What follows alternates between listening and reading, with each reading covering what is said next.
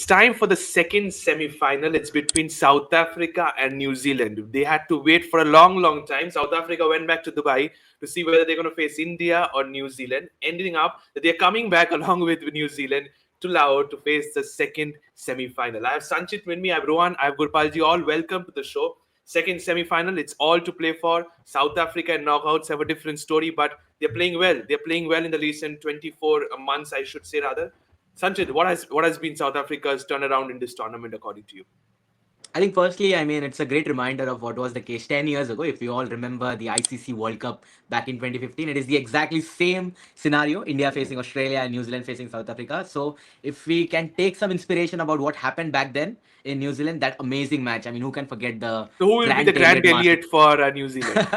Well, I personally am rooting for South Africa this time, just because as you mentioned that they are playing some amazing cricket. They missed out on some heartbreaks recently. Won against India last year, definitely. But even apart from that, even in the under-19 cricket, they lost a particular final. But this time, once again, they are looking quite solid and they are looking like an all-round team once again. So it's going to be a fascinating game. But while we talk about South Africa, I think we should also give praise to what New Zealand are doing. I mean, we emphasize a lot on how a team is batting, how a team is bowling, but very rarely we talk about how a team is fielding. And Fielding. who God. knows how to field better than New Zealand? I mean, just look at those players, not just Glenn Phillips, but even Kane Williamson. I mean, that guy What a is over catch he 30 took years here old. of Ravindra Jadeja. Exactly. I mean, I tweeted about that match yesterday and I said that New Zealand players are fielding like Superman on the field. And that is Yeah. exactly what they were doing. So it's remarkable about how they are actually going by the things. And South Africa, as usual, they bring the intensity on the field. So it's going to be a cracking game. And I hope that we have a full game on show. The recently we have seen the weather taking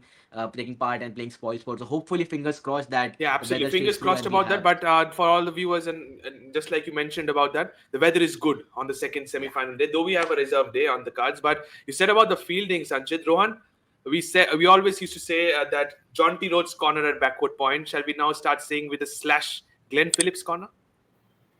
I think there are many corners he's covering, man. Just not backward point. I think all over the field, be it deep mid wicket, anywhere you put him, I think he's a gun fielder. He's been a Superman, as just Sanchit said. I think he was flying everywhere. The catch, I think the reaction of Virat said it all, man. It was mind blowing. I think everybody thought it was a trace of bullet, cut shot for the Absolutely, there's boundary. four written all over it. Definitely. And to pluck it out of one hand, I Thin end, think yeah. superb, man. That's outstanding. I think he did a similar one against Pakistan as well, but that Pakistan, was yeah. to his left. Yeah. But both This are one to his outstanding right. catches.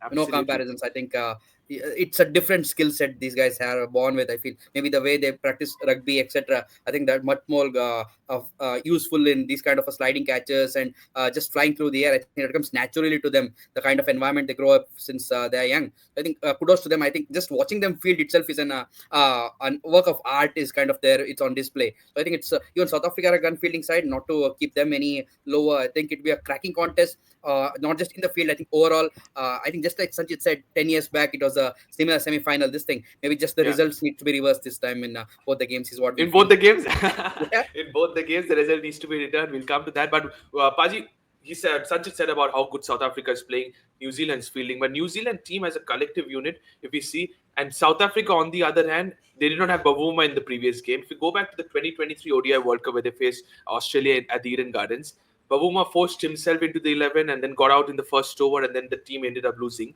Markram did a remarkable job being a captain. I always say I rate him highly as one of the captains of South Africa. Bavuma straight away walks into the side, but do you think that's a good sign for South Africa or not? First of all, I just wanted to remind you guys that Glenn Phillips is a wicketkeeper as well. He's a damn good wicketkeeper. That facet we have not seen yet in the international cricket, but he's a damn good wicketkeeper as well. So yes, I guess Bavuma is kind of a lucky charm for South Africa as well because that's why we say him Lord Bavuma. So I guess Bavuma will definitely come into play, and it would be a good match. The only thing is how South Africa will take this match because as we see have seen Lahore is a good hunting chasing ground and New Zealand will fancy batting first and putting our score around 300, 330 because they have good spinners like Good Braswell, spinners. Santner, Rachin Ravindra, and Glenn Phillips can roll their up, and they are accepting their very good fielding side. I was impressed by how Cal Jamison, he's the undertaker of New Zealand. I don't know why he wakes up they play against India. I mentioned in group as well. कि Undertaker आ गया New Zealand का. So I he bowled very well. New Zealand bowled very well. ठीक है, the pitch was like doing a bit as well as it was slow on a slower side. They have a bowling sorted out, but can South Africa chase? the C word, choke, chase. Can they chase? That would be the biggest question. That fight they have to do with them. They have to win that while chasing, because toss is not in your hands and it's a chasing ground. So what will South Africa do had they win the toss? They will bat first or they will chase. So that is Yeah, my oh, question. understandable. They have played all the three games in Pakistan. One being an abundant, one Sanchit. The first one they defended, the second one they chased down. So I understand what Paji is going through because South Africa have that trauma in their cards. But if I'm giving you the captain's hat of both the teams, what would be your preferable choice in surfaces like Lahore? I think I agree with Gurpal Paji. I think chasing is the best way to go on this kind of a track, and especially for New Zealand, the way that the game that they played recently in Dubai and how difficult it was, not just for the players but also for the viewers watching the players struggle on those kind of wickets. I think it's a great change for them to play on a free-flowing wicket like Lahore. I think both the teams would want to chase. Yes, the C word is going to haunt South Africa for a while, and even for New Zealand, let's not forget they are also on that side of the boat Yeah. where they always had those kind of unlucky charms in this kind of tournaments. But both the teams will be looking to break that jinx and finally get the monkey off their back. And I think chasing is the way to go because I think with the weather that is around and with the rains that has happened in the last week, I think dew will not be a factor. Yeah, But we have seen I quite a was lot coming of to the name. amazing chases. Yeah, quite a lot Absolutely. of amazing chases in the recent past. So I think chasing should be the way to go for both the teams, and I think that suits their combination pretty well as well. So both the teams are saying chasing would be the right ploy. That's what I expect from both of you. But Surface says chasing 350 could be an average total because both the teams have a lot of firepower in this side. Yeah. What about the players to watch out for, Rohan? For South Africa, here are my three players to watch out for.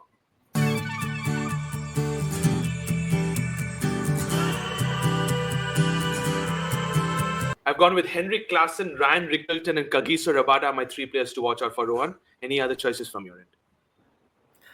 I feel because this tournament has been much more bat dominated, a lot of runs scored. So I think if you can ball some tight overs in the middle, so I think I'm going for a Keshav Maharaj, very underrated, goes unnoticed at times, can give you those cheap overs and even a wicket here and there as well. So I think how a Keshav Maharaj can ball to the New Zealand middle order, I think that'll also be very key kind of a battle to watch out for. I feel from another point of view, if you look at it, a guy like uh, Lungi Ngidi again because of the height Oh. factor that he has along with Marco Janssen. I think these guys will be very key. But he The never height seems factor. to be 100% fit, does Lungi Engidi? Yeah. That's that's one thing. But thing is, when he's on song, it gives you a lot of wickets with his off cutters and off pace deliveries. So along with Jansen and Rabada, he kind of complements their pace attack, being even Mulder and all these. So these kind of unsung heroes, if they can rise up to the occasion, I think that will be a decisive factor for someone like South Africa to come good in this game. Okay, but Marco Jansen did rise up to the occasion in the previous game, though it was not a team who Yeah. takes cricket seriously, does it? England. But Sanchit, coming to you, he says Keshav Maharaj, a little bit of Lungi Ngidi. Any other name? I think I'll go with experience of David Miller. I mean, yes, he's been not that kind of a player to watch out for in recent times, but I feel that come at the big hour, I think this is a situation when someone like a David Miller will need to step up for South Africa, especially if you're talking about the importance of chasing on this kind of track. And we have Yeah, seen what David absolutely. Miller is capable of, and he's now had all those kind of experiences playing in franchise cricket, domestic cricket, and he's played on these kind of wickets in pressure situation quite often. So I think he is someone that New Zealand should be wary about, especially if they are defending a total around 300 or 350, because he can take the game away from you from any point of time. So even if you take 2 3 wickets quick up front, Yeah, yeah. still you are not in the game. So David Miller, I think, has to be a player to watch out for along with the names. Okay, David Miller has to be a player to watch out for. Rohan has given a couple of names. What about the New Zealand players to watch out for? Gurapaji, here are my three players.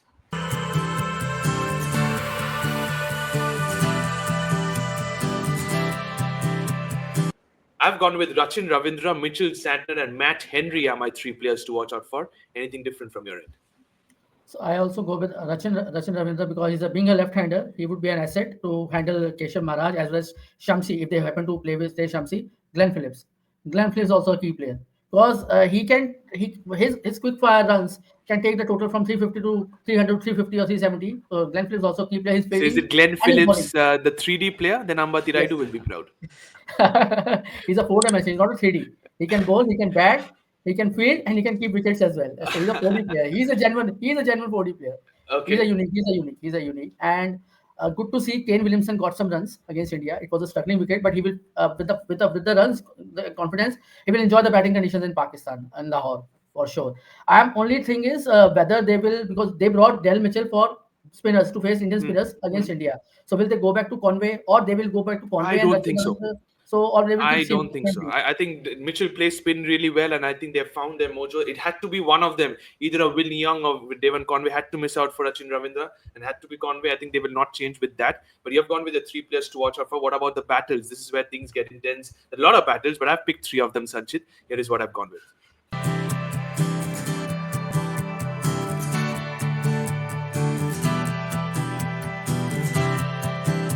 I've gone with Matt Henry versus Temba Bavuma, Mitchell Sadner versus Henrik Klassen, and Kagiso Rabada versus Kane Williamson are my three battles to watch out for. Any other name from your end?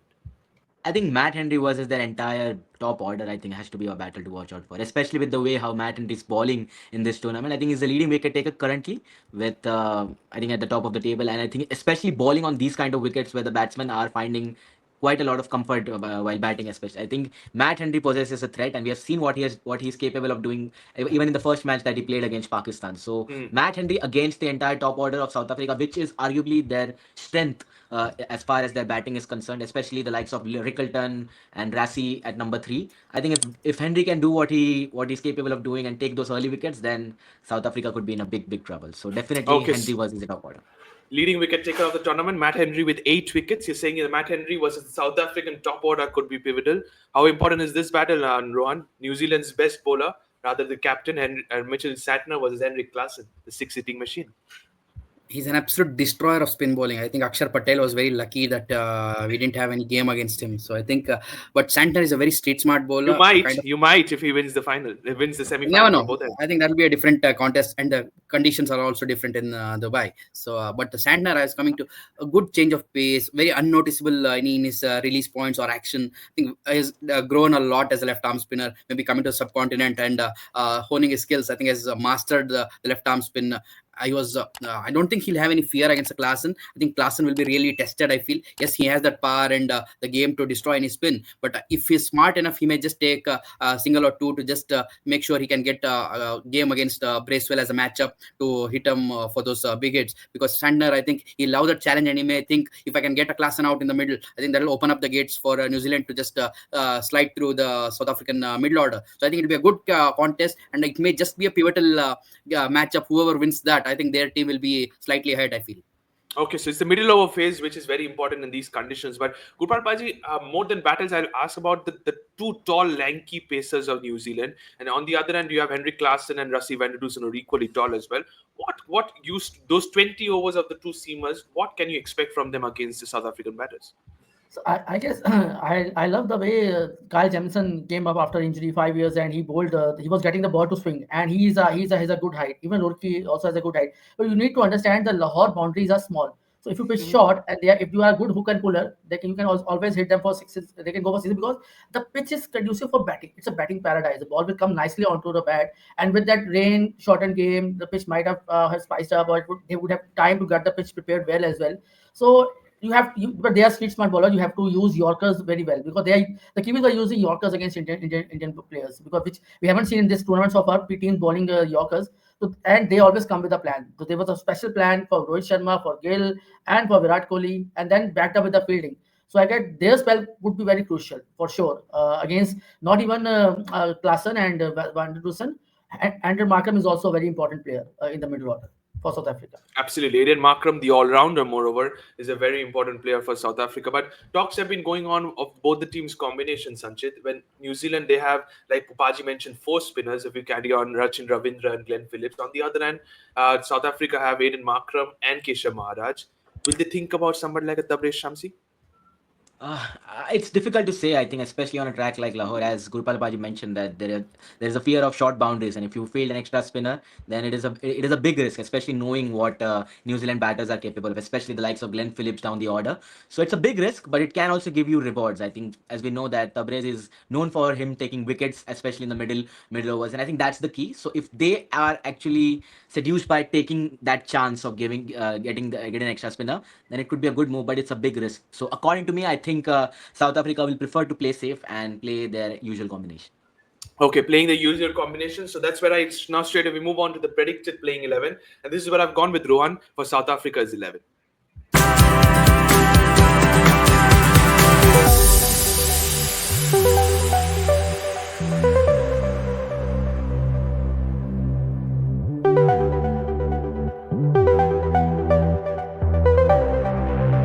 bring back Temba Bavuma, no brainer. I bring back Tony Dizzosi. I have Rian Mulder into the side. No Tabrez Shamsi. Is that the set 11 that I have gone with? No changes, unchanged one, playing with the same combination. Do you think, just like Sanchin mentioned, any changes? Not required also, because it's a pressure cooker game. I think you want a settled team, and the guys who have been there done that. So I think South Africa will stick to the tried and tested kind of 11. So I think that will give them more variety and depth also with the bat and ball. So I think they'll go for that particular 11, and for the conditions also, I think it suits them better. So I think it should be unchanged for South Africa. Okay, the experiment of Tristan Stubbs did not work out good, Balbaji. You're a Delhi Capitals player. But I think now when Tenba Vavuma, Tony Dizzosi are back, they straight away walk into the side. The youngster has to be on the bench. Yeah, don't worry. Harry Brook and Stubbs have saved all the runs for IPL, so yeah, I'm not worried about that thing. But yes, definitely, Stubbs is not But Paji, not. how's the weather and this thing in Is there Delhi? any If there is smog in smog, it's Delhi? difficult. No smog, no smog, no smog. But air quality is quite bad. But by the time IPL will start, the weather will clear. We will be having a Holi in some time around, and then weather will be clear by the time Yeah, Harry Harry Brook comes. Brook desperately needs that. Otherwise, Otherwise, he's going don't worry. We'll wash him out in Holi. Okay, We coming are back ready to to what handle him. Tristan Stubbs. So yeah, this is like too good a player to miss out. But as a combination, you say that you have to make way, because since you're not in form and like that, and it's a crucial game. It's a kind of a semi-final, so you cannot play an out of form batsman in the 11.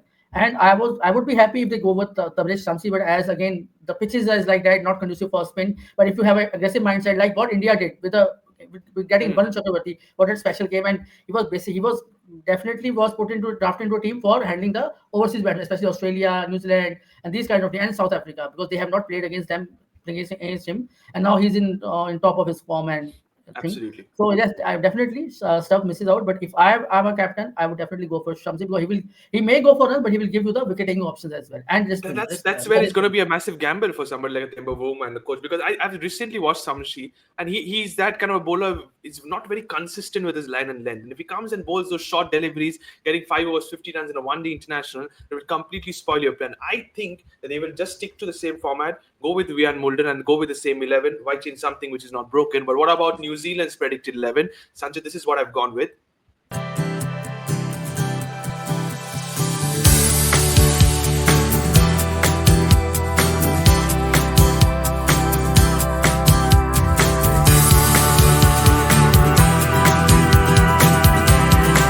I've gone with the unchanged one. Though they have lost against India, no worries with that. They're looking good. They're playing good cricket. It's a very important semi-final. No Devon Conway. They're going with Sachin Ravindra and Will Young at the top of the order. I go with the same 11. Definitely. I think, as you rightly mentioned, why change something which is not broken? I think the same is the case for New Zealand as well. They have been absolutely remarkable in this tournament as well. And yes, there could be talks about Devon Conway coming back in, but obviously Sachin Ravindra is having a time of his life. Yes, he did not score against India, but just before that, he scored a brilliant 100 to take his team through in the last match that he played. So I think, yeah, I think even they should be pretty happy with the 11 that they have, and both the teams should actually field their best 11, which they played in the last few games. So why pick something which is not broken? Absolutely. So unchanged 11 for the Kiwis. Same for you, Rohan?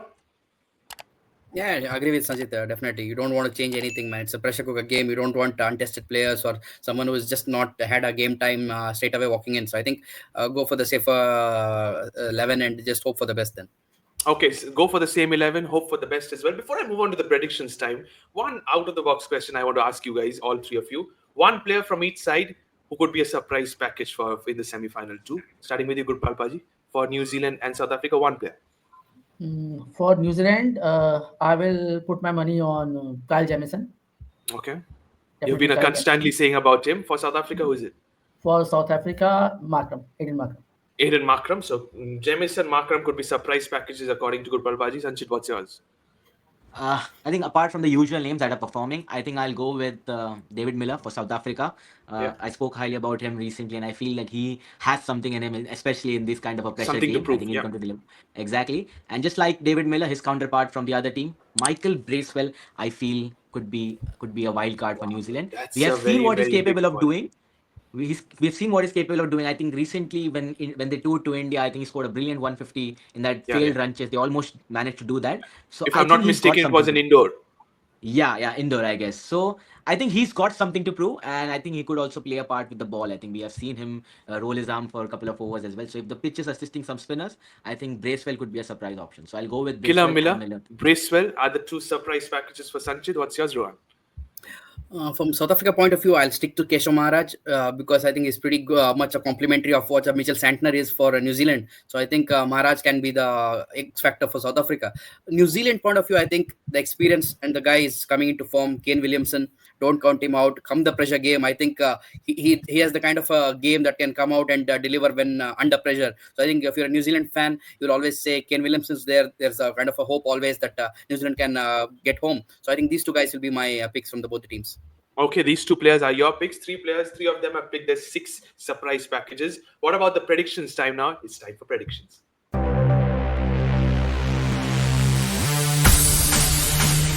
It's South Africa versus New Zealand's second semi-final. Winner moves on to the final of the Champions Trophy. It's a repeat of the 2015 semi-final as well. Starting with you, Sanchit, what is your percentage? It's very difficult to set apart both the teams, and as you mentioned about the 2015 semi-final, I I my heart says South Africa to avenge that loss, but somewhere my mind goes with New Zealand. I think they have been too good at side, and I think they'll be just bit better than South Africa on the night. So I'll go with So New is Zealand. it 60-40?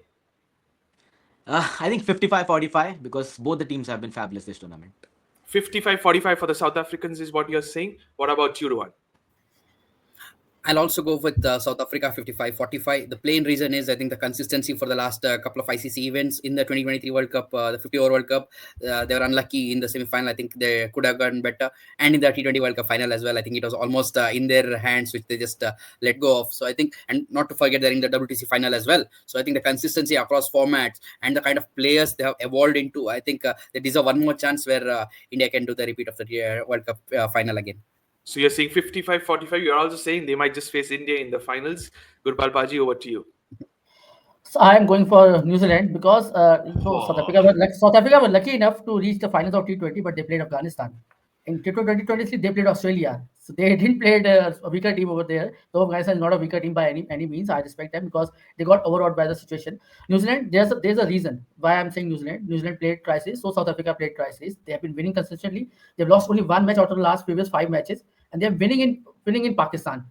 So and their team is in form apart from that Dubai debacle because of the pitch and conditions.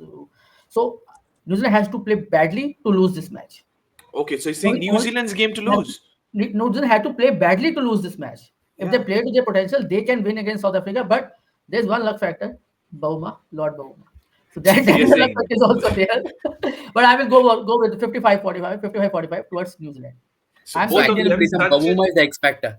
Boom! I was about to come to that. I think, according to Gurpal Paji, the 5% is given to New Zealand. It has been taken away from Bavuma. But Sanchit and Rohan says South Africa 55-45. And Gurpal Paji says the Black Caps expecting a nail biter, just like the competition has Black, been I'm from wearing a all black three of cap you. as well. I'm He's wearing a wearing a black cap. black I cap want as Indian well. New Zealand final. He wants India New Zealand final. We'll see that. The repeat of Dubai once again, just like the recent two teams face each other. Thank you so much, all three of you. Thank you to all the viewers as well. It's South Africa versus New Zealand, second semi-final. Winner faces whoever. We don't know what about the semi-final one as well. We see at the finals. Don't forget to subscribe to Fifth Umpire. Press the bell icon as well. Thank you so much, and bye-bye. Thank you.